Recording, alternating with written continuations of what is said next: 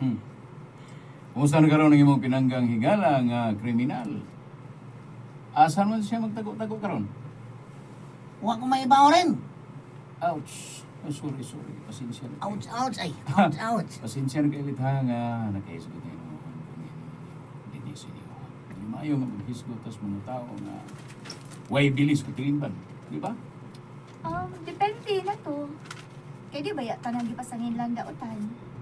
Saga din noon, katong mga mamasangil, mao'y labing dautan. Kuan. Para na ko, no, wag may gusto nga mag-iskutan ni Tasyo ba?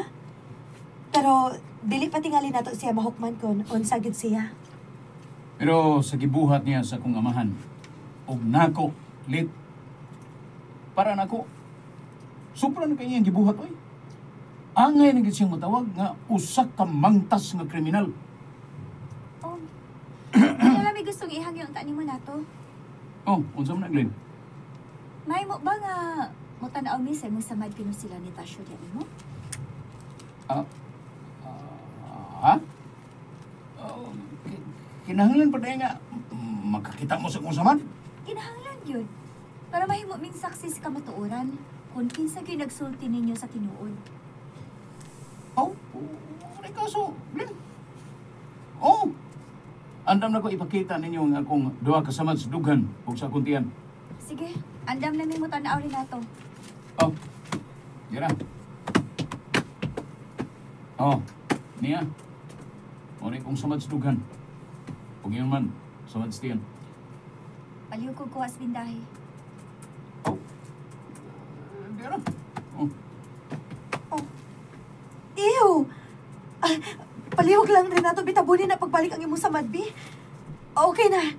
Mituo na minimo nga naagyo kay samad pino sila na. Salamat yun. O karon, nakita na ninyo ang ebidensya kung kinsa gyud namo ang nagsulti sa tinuod.